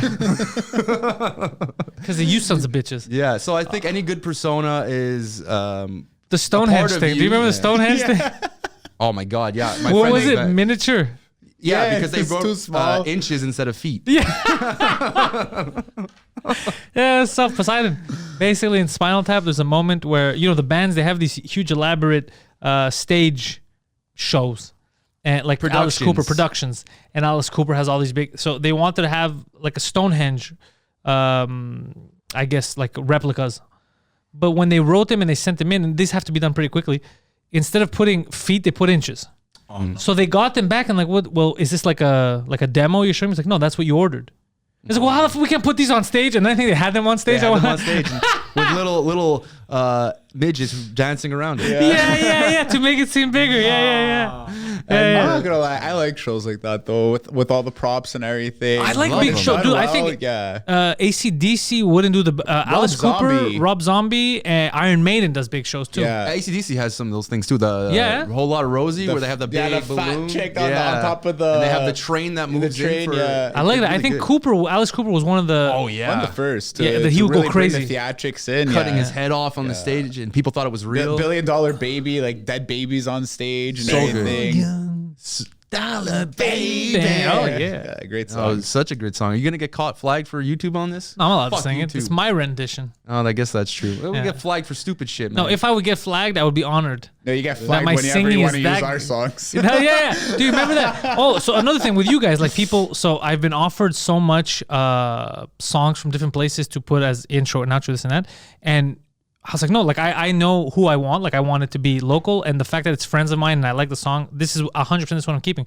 But it's funny because even you guys, I had your song, and then I had to stop because every video would get flagged. Yeah. Even though I had permission from you guys even gave permission, and then now it's all been rectified. Yeah, it was a pain in the fucking We ass. had to take it off of Spotify and all the platforms, and then put it back on. Put it back on because we had signed. We basically agreed to this terms thing where if they find it anywhere else, find it anywhere on YouTube, that person will get flagged. But you know what's crazy? It's annoying because like we gave you the like right if to right use now it. somebody That's would come. our song. It's not your song. Let's say somebody with money, like a YouTube, like a big thing, would be like, look, we have a new show, it's like millions of viewers. We want it to be the intro. So it's like saying, okay, we agree, we're going to make money. They're going to pay you a couple $1,000s to get the rights to song to play it. So then you'd flag them, you'd get them in, like it's crazy. It fucks up your whole business. The issue with that I have with it is we signed up for it because it's like, oh yeah, if someone's going to use the song in a video, we don't want them to just make we want to know. Yeah, we want to know about it. But the problem that I have with it is the lack of control. And YouTube only gives that control to people for like to give it to use of channels because it's per video that we have control on. And it's a fucking nightmare. Every time you want to load it up, you have to give me the goddamn URL and it takes time to update. So it was a lack of control. And you have to be a really big account on YouTube, which doesn't really work well for bands who are starting out because how do you get subscribers on YouTube? You got to be posting a lot. Yeah. And we're musicians. We're not going to write a song every day. Yeah. So Or are we? we could, but there will be, I don't know if look how long it took to get Paradise out. Yeah, would be good. So it doesn't, you have to get like a big account to be able to have that control over everything that you're doing, which we obviously don't have. So we go through a distributor and I complained about it. I'm like, why can't I do this? Why can't I give permission to a channel to use my music? It's my fucking music.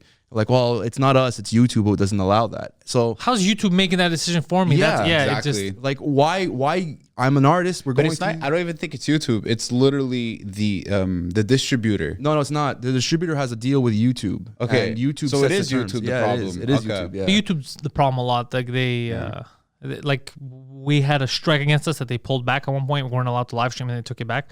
Just crazy shit. Why? Yeah. They said that we promoted that we were saying hate speech. I Like saw that, yeah. So yeah.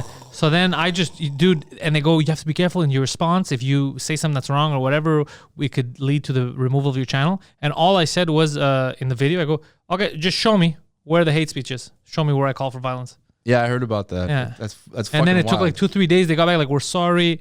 It was a mistake. And then I go, fuck you. Fuck you. No, good. Yeah. I Put it in mean, their face. for the intellectuals, that's why we didn't put it out there. It's only that's where you're gonna listen to it. You're not Yeah, gonna hear anywhere but else. same thing. The intellectuals, for example, that fucking the intellectuals track is the new underscore lobby theme, which you guys made. Yeah. you guys made that theme. But even that, you guys never put. You could put it out wherever you want. It'd be fucking fun. But even that, I was nervous in the beginning because I go, I want this to be officially. I don't want to use it once, especially because you guys took the time to make a song. So I go, this has to be the theme. You That know? was fun, man. You told us, hey, can you write one? Oh, dude, Yeah. honestly, all the support you're showing us is amazing. Seriously. Well, I love it, dude. it's I just like awesome. even I'm Thank you happy so much. when I hear the intro to the French guest in the podcast. Yeah. knowing like I hear your voices and then you're like, there, and we start like It's awesome when they go in like the critically ashamed comments section. It's like Pantelis theme song. Fire, fire, fire, fire. Yeah, it's crazy. I love it. I'm like, fuck yeah, I love it, dude. And like it makes me, it feels so much better than having a generic or even something that everyone's heard before. Like I know that if they're gonna go to the podcast, they're gonna be like, what the fuck? What song is this? I never heard this before. And then they go in the description like Orchid. What's going on here? What's How this? come we haven't heard this? I love that. Yeah. And I think it fits well for the podcast. So I put on both English and French. I think so it too, fits but I mean, perfect. you know, No, I'm but I think it biased. fits well. Yeah. Yeah, the way he did it. The way- yeah. it's like, and then, it's And then like, the show hello. starts. Yeah, I love the way that's done. Beautiful what we did with that, and we definitely thank you, man. We thank you, even for like the intellectuals. I remember when you were asking us to do that, we were already working on recording, so we're like, let's write something, and we did it on the spot, and we kept going back and forth, but it was really fun to do, and couldn't wait to send it to you. Yeah, and I remember because we had another one. I had one that I had bought from, and I didn't use it from like Envato Elements, because you get all this stuff online. You get people to make songs for you and shit. And I was like, nah, I have all our stuff has to start being like our stuff, because I keep saying to people, oh, promote Montreal, promote comedians, promote this and that. Like we have to help. And I go, now I'm paying like a foreigner. Like it doesn't make sense. Like I'm saying one thing and I'm doing the other thing. Yeah. And then I was listening to all the tracks. I go, is there one right now that Orchid has that fits into this? And then I'm like, the lyrics are what's gonna fuck it up. It shouldn't have lyrics. Yeah. So then I just asked, I go, is it possible? Can we have one like this? And you guys right away, you're like, fuck yeah. Absolutely love Yeah. doing that, man. It was super fun, and we also, you're probably like one of the only people who will try to promote locally as a creator, like because I wish people had done that to me. because we tried getting local like to come on the songs or do features and whatever, but they either just flake out or they don't have time or they want money, and it's like, guys, we're trying to work together here. We need to build this. Let's make something. Yeah. Like if you want me on a track, just fucking ask. I'll be there. We need to build a scene or at least build a rapport with people, or else we're always just little puddles in the water instead of creating a lot of big ones. Yeah, but people are so far up their own asses. yeah. A lot of people would rather It's take insane. $5 today than $100 tomorrow. Yeah. Which is crazy to me. Absolutely. Oh, actually, that's a very good analogy. I see it. I see it all the time. And it was something that I had to teach him too. And now he sees it everywhere. He realized like, this is what you meant. Because him too, in the beginning, he just didn't grasp a lot of like the problems in the scene because he wasn't in it. He was seeing me. Yeah. And then he would notice stuff. He's like, yeah, what the fuck? This doesn't make sense. He's like, why this? Why? And then he started to ask questions. And a guy who wasn't in, now he's in the arts. But before he wasn't, and he started noticing.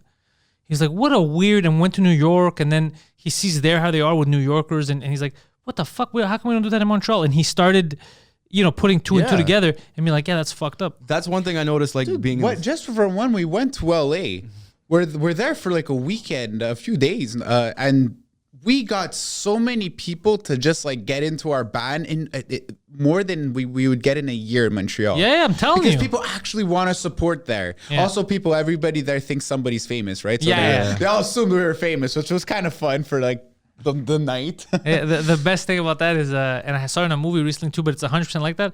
I did it when we went. Did I do it to you when we were, Poseidon, when we were in LA? At the diner, when I asked, I go, everybody here has another job and they're all trying to be famous. They're all actors. And I go, I'll prove it to you. And I had asked the waitress, what do you do? Or the waiter, what do you do?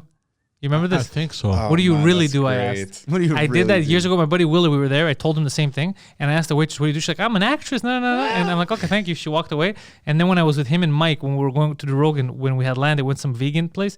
And I did the same to him. I go, What's it called?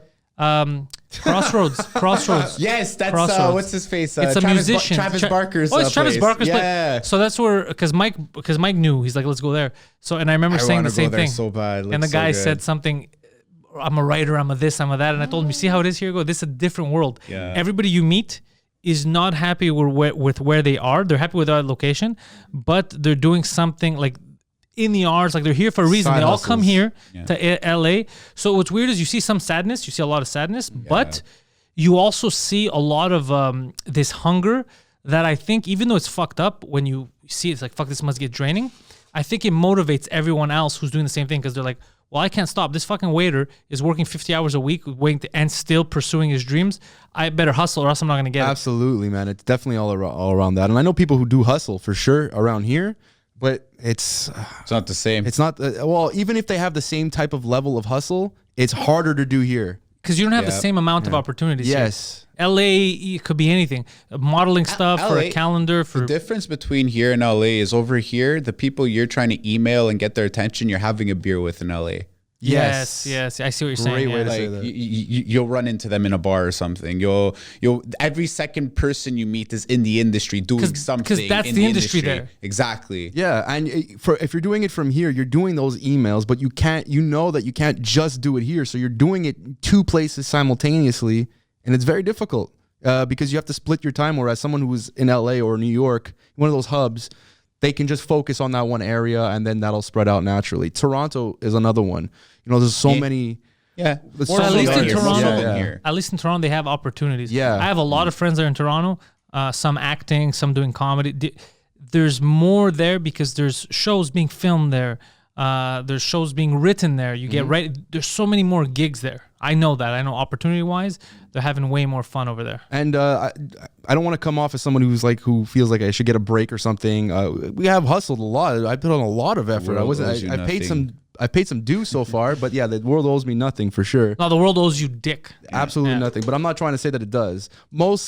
But more so than like people in Toronto want to at least help some of their artists. There are people that come out of Toronto in even the last 2 years. People who come out of Toronto. Who's the last person to come out of Montreal, Anglophone, in the last 20 years? Music? Anything. George St. Pierre. Oh, good one. You're right. Okay, you're right. You know who I like from Montreal, singing wise, and she's getting big? Charlotte Cardin. Haven't heard of it. You haven't heard of I her? haven't heard of her either. Bro, I think you haven't. You just don't know it was her tunes. Let's check her out after. Okay, I'm gonna check it Oh, out. she's super good. curious now. Oh, Is fuck. she big in Canada? Big in US? I don't know. I think she's exploding, but she might be big in the U.S. now too because I hear her songs. Nice. But Good yeah, I for got her. it, dude. Very, very good. Like I reached out to get her on either of the podcasts. I reached out nice. to her publicist. I think I haven't gotten a reply yet. So like to answer my own question about the music, it'll probably be Simple Plan is the last Montreal band to Oh, like, don't say that's blow up. embarrassing. But Don't it's say true. Who I don't like musically- hearing 40-year-olds be like, "I got detention. You're 40." You're 40. What do you mean your parents grounded you? Legit, I'm just a kid. Yeah, I'm just a when kid I saw- who's 37. I remember when I saw Good Charlotte live. That's exactly what they were acting. They're trying to be all rebellious and everything. I'm just looking at them like, I can't take you guys seriously. Yeah. I'm sorry. This is Don't weird. you have a mortgage? Absolutely. I had a mortgage when they were singing those songs, man. Yeah, but isn't that crazy? That kind of shit I can never get into. It's like, I can't stand my principal. Put me in detention. Dude, you're 33 years old. But you'll like Blink 182 though. Well, not yeah. No, I find because I when find Blink was, lyrically, they don't they don't do update the same. themselves. Yeah, and Blink, Depends the song. yeah. You see? Depends the song. Because I don't think Blink 182, if they're doing anything now, they're not gonna be like, "What's my age again?" What they're not. There's certain songs they won't do. That's why people don't really like them as much for their new stuff because they're not talking about being a teenager anymore. Well, they're no longer teenagers. Yeah, That's why they can't write about being a teenager. I mean, how But can you then you have a relate? band like what's their face? You can't do what you're not. Like even me in comedy, I can't go up there and start telling The people, Offspring. "You have no idea how hard it is being a black guy in Montreal." I mean, Like, what are you talking about? you might get a laugh just off Yeah. of that. They'll be like, what are you talking about? And sorry, sir, you know how hard it is. Like, what are you talking about? You have no idea. Yeah. Okay, and you just end it there. That'd be The hilarious. glass ceiling. Women like me can't get. It's like, what the fuck is he saying? That's like a Oh, hey, one-way man, ticket. You Yeah. could be a woman nowadays. I could pull it off because people will laugh. They'll be like, okay, he's fucking around, but not for too long. No, you couldn't just go I on. can't with it. seriously go on like that. People are gonna be like, is he insane? Because that would be insane. That's crazy. But they do the same thing when I see 40-year-olds being like, my mom grounded me. It's like, did she? What is she, like 90? Who do you mean she grounded you, you psychopath? It Like, could be like you know Step what- Brothers. well, you know what we can write about from the last year? The government grounded me. oh yeah, the government grounded us all. Yeah. So many people wrote songs about that. I almost don't want to because there's so many out there now. I think you should avoid all that. Yeah. Yeah. Yeah, it's over now. It's over. Even when it was on during Yeah, it, I didn't want to because write anything. it's only going to be that period of time, and then after that, once we're all out of it, I don't Nobody hear wants about to it anymore. relive that, man. Nobody wants to watch it. Like if they make a movie about the pandemic, I don't think we're gonna watch it. Well, it was even you remember when you came to watch me in French. Even when I got into the haunting show on Netflix and all that stuff, I said, the good thing about the pandemic was I watched this. So comedians think, why don't you stay on the pandemic and talk about that longer? I go, no, I used it to jump into actual jokes because I don't want to remind people, hey, we were stuck in, we're doing this. I used it so they can relate. Why was he watching Netflix? Oh, because of that. They understand that. It's a segue. It's done. It's It's a a very- segue. no, it's a good You way to can't think of just it. stay on the darkness of it. Because it's not my job. My job is to make you laugh. Yeah. If I make you think about, entertainment. if I make you think about your neighbor that committed suicide or your job that was gone, then I'm not doing my job properly. I mean, it's gonna have to come up in certain conversations because it's 16 real life. months. Yeah, it's real life, yeah. What else are you doing other than that? But Yeah. it's not about I hated being inside all the time. It was I can't go on stage and be like, "Hey guys, where you been? yeah. Haven't seen y'all in a minute." Like It has to be something like funny though. that would be hilarious. That just made me laugh right now. it has to be something like I realized through the pandemic that hygiene not important. Yeah, and then you just bring it as a segue and fucking say something. Yeah, something that changed your perspective on things. But I wouldn't write a song about the pandemic. Maybe the way it made me feel, but that's just more of a relation type of thing. I felt terrible, but I would never say pandemic or virus or it's just like the feelings inside. Just said both those things are right now. Yeah. Oh, you mean like in a song? In a song, yeah. The virus got me down. Some people try to be clever by saying virus in a different way, like computer virus. It's like, no, you're not being clever, man. We know what you're talking about. cyber attacks are on the rise. Oh, yeah, that whole Bring Me to Horizon album was kind of about that, and I don't want to listen to it anymore. Now that we're out of it, out of it. I didn't want to listen to it while I was in it. Yeah, it's too. Anyways, where do you want the people to follow you now? Like I have your links in the the description park. for Spotify, Instagram. Bro, what's up with Parks and Kids with you today? Yeah, dude, today you're very kid friendly. Why are parks all about kids, man? We have national parks that aren't filled with children. That's true though, yeah. So I mean, no. baby animals and stuff. Baby That's where you're animals. going? No, but okay, so we already discussed that Paradise is out now. Yes, it is. But August is when the next EP is out, so they're gonna have to Yes. wait for that. They're gonna have to wait for all 4 songs for the Darkest Side of Truth EP. But next month, July, we're gonna drop a song called All I Can, and it July is 30th. excellent. Yeah. July 30th. July 30th. And you don't want to give away the theme. The theme, he says, "Stand as a fool again" is a line in the song. That's all I can. Okay. I'm not gonna. No, actually, I don't want to ruin anything. I just want to listen to it. It is. Yeah, we can show you after. We have it on our phone. we have Oh, it. we're gonna listen. It's excellent. Yeah, I love it, and I hope you guys are gonna love it. And where do we follow us? We'd appreciate Spotify more than anything else. Follow us on Spotify. Listen. And Apple Music. And Apple Music, yeah, for sure. Apple Music, but Spotify actually has like a community for following. And Instagram, when we're Orchad _official. This man's Because we're illiterate. illiterate. Because we're illiterate. Orchad _official on Instagram, and you can find everything else from there. That's like the most important thing for us right now. And YouTube, subscribe, because YouTube wants us people to subscribe. You heard it straight from the double J's. Subscribe. Thank you guys, and go fuck yourselves. Love you. Welcome everybody to the thoughts in my head. All my confessions are the latest trend. I'll post them on my feed for you all to read. Oh my god. No remedy, no alibi. It's only me, myself, and I. Memories I capture, time's gone by. We've built this prison cell, 'cause we can't trust ourselves.